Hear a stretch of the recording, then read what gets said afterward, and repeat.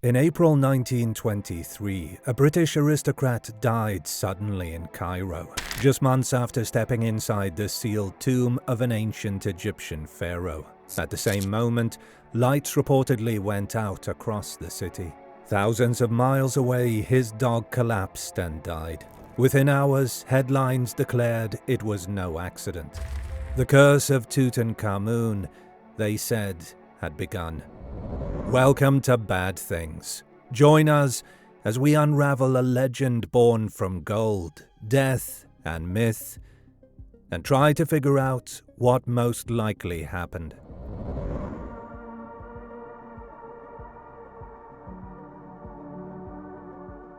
On November 4, 1922, British archaeologist Howard Carter's team uncovered a buried stairway in Egypt's Valley of the Kings. By November 26th, Carter and his patron, Lord Carnarvon, had opened a sealed doorway and peered into the untouched tomb of Pharaoh Tutankhamun. "Can you see anything?" Carnarvon asked. Carter replied, "Yes, wonderful things." Inside lay a treasure-packed chamber, gold statues, ritual objects, and a sealed burial room holding the young king's sarcophagus. The discovery made global headlines and launched what the press dubbed Tutmania. On February 16, 1923, Carter officially opened the inner burial chamber. Just weeks later, Carnarvon fell gravely ill in Cairo. His condition worsened quickly after a mosquito bite on his cheek became infected. On April 5, 1923, at 1:55 a.m., he died from blood poisoning and pneumonia. That same night, Cairo reportedly experienced a blackout, and his dog in England allegedly howled and died. The press seized on the moment. Pharaoh's curse claims first victim, screamed headlines. Novelist Marie Corelli had written days earlier that secret poisons might strike tomb intruders. Spiritualists like Arthur Conan Doyle claimed an evil elemental spirit had been released. Skeptics, including Sir E.A. Wallace Budge of the British Museum, called it bunkum, but the idea of a curse had already taken hold. Over the next few years, any untimely death linked to the excavation was folded into the growing legend. American financier George J. Gould, who visited the tomb, died weeks later of pneumonia. In 1924, archaeologist Hugh Evelyn White, who'd worked in the tomb, ended his life, allegedly leaving a note, "I have succumbed to a curse." That same year, Sir Archibald Douglas Reed, who x-rayed the mummy, died of an unexplained illness.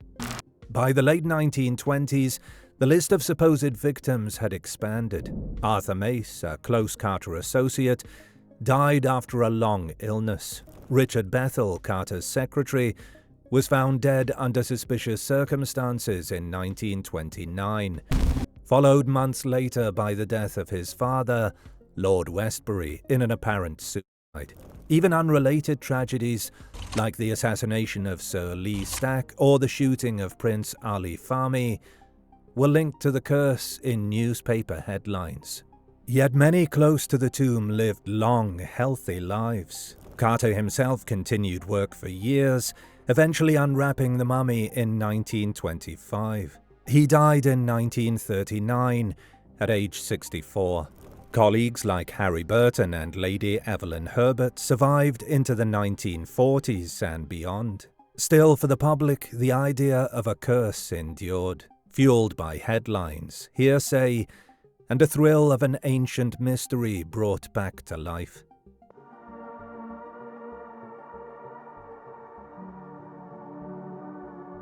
Number 1. Ancient curse or supernatural vengeance. The most famous theory. The tomb was protected by real mystical forces. Some believed that priests had cast spells to punish intruders. Sir Arthur Conan Doyle blamed Carnarvon's death on an evil elemental spirit released by the tomb's disturbance. Spiritualists reported messages from ancient deities. Stories like the lights going out in Cairo and Carnarvon's dog dying at the same moment were taken as supernatural proof. Some pointed to warnings found in other Egyptian tombs, like one that promised intruders would have their necks seized like a goose, as evidence that curses were part of ancient funerary culture. Though no such warning was found in Tutankhamun's tomb, belief in a magical mummy's curse became widespread. Number 2. Toxins and tomb pathogens. Others believe the deaths had natural causes, specifically exposure to mold or bacteria sealed in the tomb. French physician Caroline Stenger-Philippe argued that fungal spores like Aspergillus flavus could have caused deadly infections in vulnerable individuals. Most people breathe them without issue, said Dr. Tom Chiller of the CDC. But in someone immunocompromised, it can be fatal. The theory fits Carnarvon, who had pre-existing health issues, and maybe George J. Gould. But it doesn't explain violent deaths or why most of the team lived long lives. It's like a partial explanation, relevant but incomplete. Number 3. Media invention and myth-making.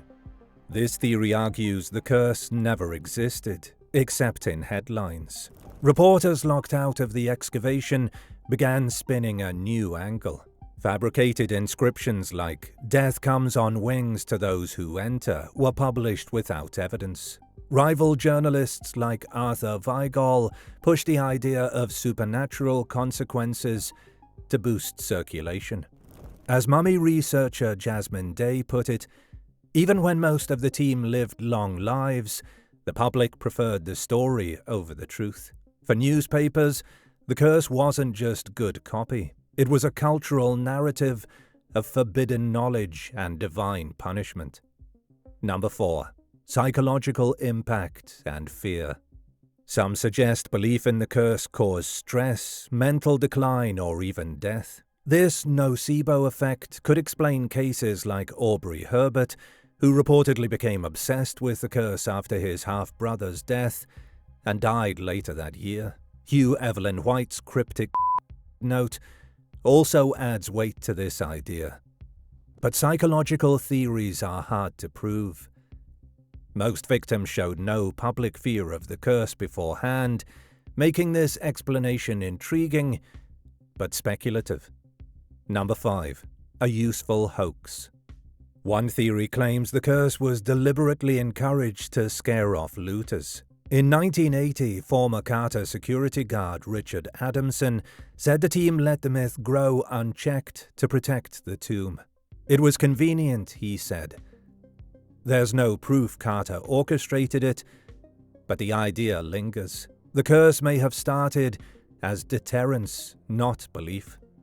Each of these theories, whether rooted in mysticism, microbes, media, or the human mind, offers a different way to explain the strange pattern of deaths that followed the tomb's opening. Some clash, others overlap.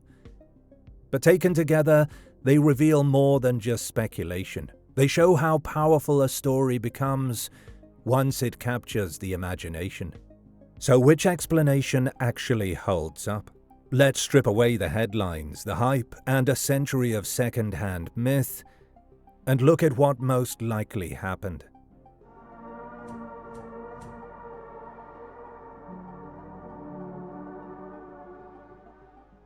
The most consistent, verifiable explanation, the one best supported by records, science, and statistics, is also the least sensational. There was no curse, no supernatural force, no divine wrath, no ancient spell.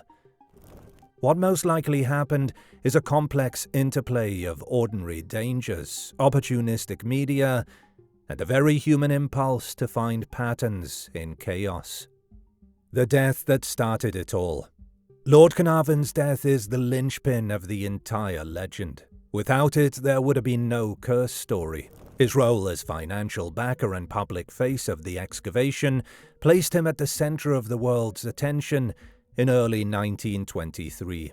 When he died suddenly in Cairo just weeks after the sealed burial chamber had been opened, The symbolism was irresistible.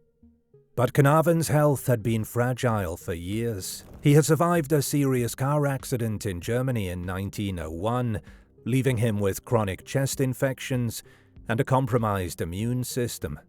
The circumstances of his final illness, an infected mosquito bite on his cheek that became septic, are tragic but not mysterious. In an era before antibiotics, erysipelas, a streptococcal skin infection, could easily turn fatal, particularly when paired with pneumonia.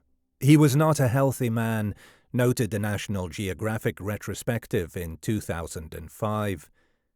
It would not have taken much to kill him. The dramatic timing of his death, coinciding with a blackout in Cairo and, allegedly, his dog's collapse in England, helped create the atmosphere of a curse. But these claims don't withstand scrutiny. Blackouts were common in the city's inconsistent electrical grid, and the dog story appears in only one second-hand source, with no verifiable confirmation.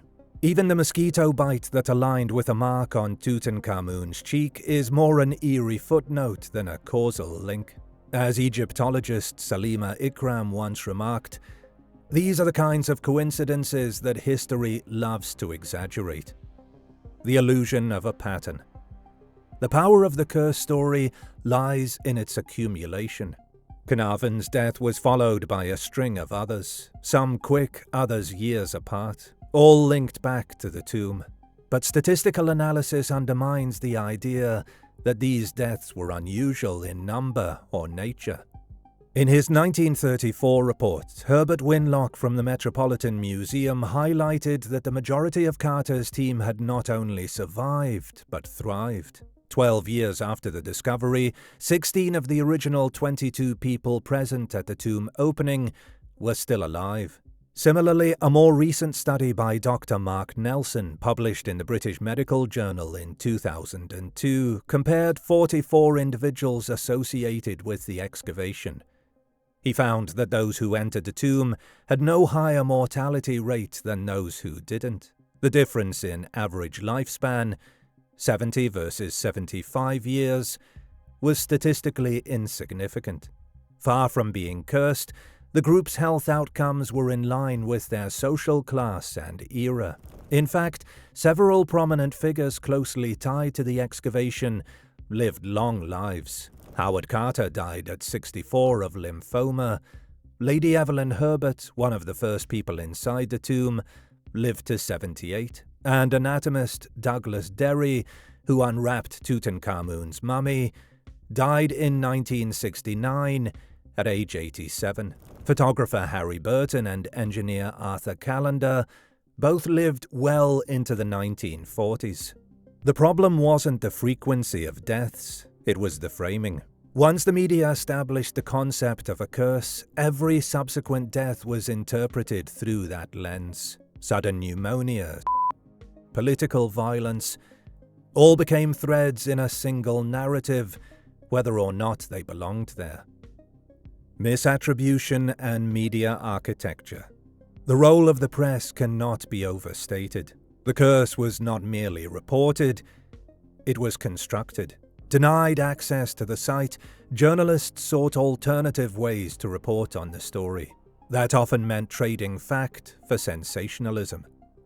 Fabricated inscriptions, like "Death shall come on swift wings to him who disturbs the king's peace," were widely quoted but never found in the tomb. British and American newspapers repeated these claims as if verified. When no curse inscription could be shown to exist, editors pivoted to emotional testimony.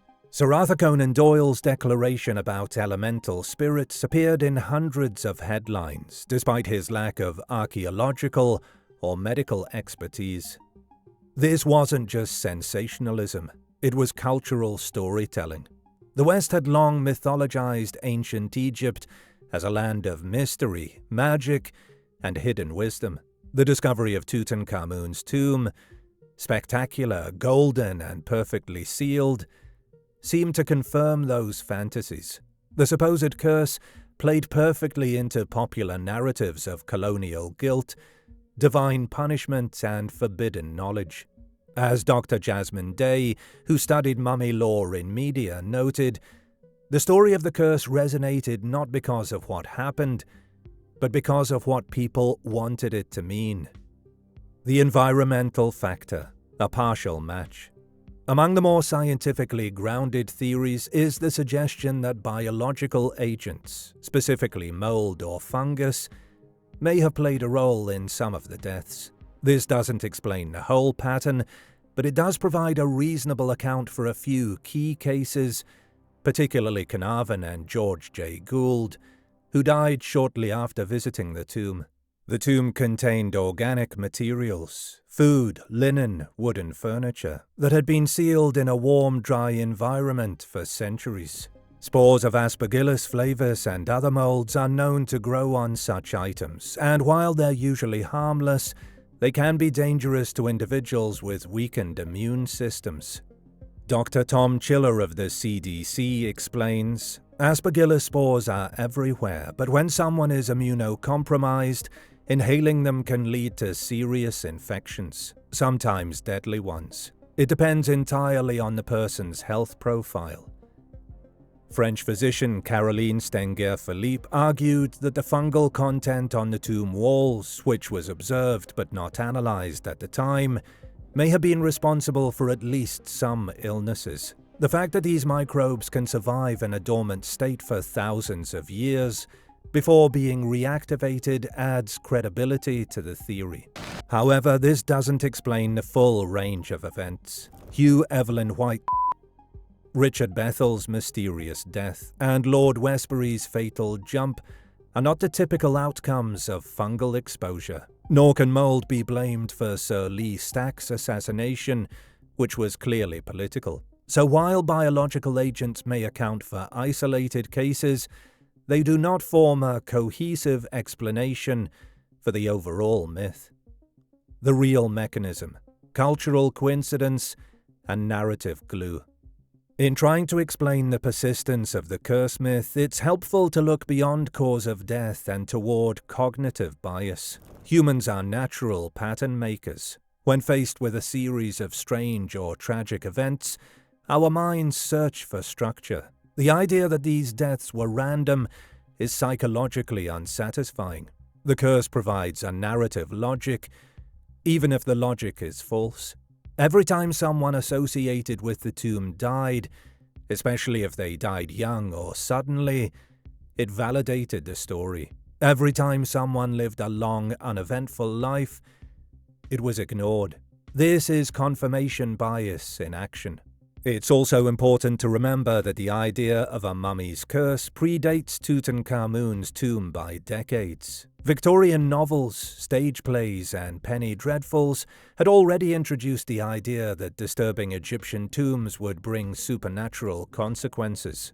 As a result, audiences were primed to believe. When Carter's team found the tomb in 1922, the script was already written. All it needed was a real-world event, like Carnarvon's death, to bring it to life. As Carter's successor at the Egyptian Antiquities Service, Zahi Hawass, once noted, the curse wasn't born in the tomb, it was born in our minds. Why it wasn't the other theories? The supernatural explanation crumbles under scrutiny. No curse inscription was ever found in the tomb, and most ancient Egyptian tomb texts were prayers for the dead, not threats to the living. The idea of priestly magic killing intruders is appealing, but it lacks both archaeological and textual evidence. The specific claims, such as the matching facial lesions or the dog's death, are either unverifiable or easily explained. The microbial theory is plausible in part, but can't be applied to all cases. It works for Carnarvon and possibly Gould, but not for the violent deaths or the long-term survivors. The psychological theory, while interesting, is speculative. There's no evidence that most of the deceased believed in the curse before their deaths. For some, like Evelyn White, it may have been a factor, but that's conjecture, not data. The idea of a hoax propagated by Carter or others is undermined by Carter's consistent public dismissal of curse rumors. While it's possible that journalists ran with the story unchecked, there's little indication that the excavation team deliberately encouraged it beyond silence. Which leaves the final theory, that this was all a matter of chance, given dramatic coherence by media and myth. That explanation doesn't rely on speculation. It relies on the historical record. When you remove the anecdotes and check the numbers, the pattern vanishes. Conclusion. What most likely happened is this. A fragile man died of an infection in an era before antibiotics. A media machine hungry for headlines turned that death into a story. Other events, tragic or otherwise, were linked to that story regardless of their actual causes. And a public already steeped in myths of Egyptian curses accepted the narrative with little resistance. There was no mystical wrath. There were no ancient spells. The tomb of Tutankhamun yielded treasures and insight, but no ghosts. As the current Earl of Carnarvon dryly remarked in a 2022 interview, the curse is nonsense. Then he added with a smile, though the lights did all go out in Cairo, and his dog died here at home at the exact moment he died. Even now, a century later, it's hard to resist the charm of a good coincidence. In the end, the curse of Tutankhamun wasn't a relic of ancient power. It was a modern invention. And like all good stories, it lived because we wanted it to. Do you want to bring bad things with you wherever you go? Our episodes are now available as a podcast. Look us up on your favorite podcast app and listen to the most truth-seeking true crime podcast out there.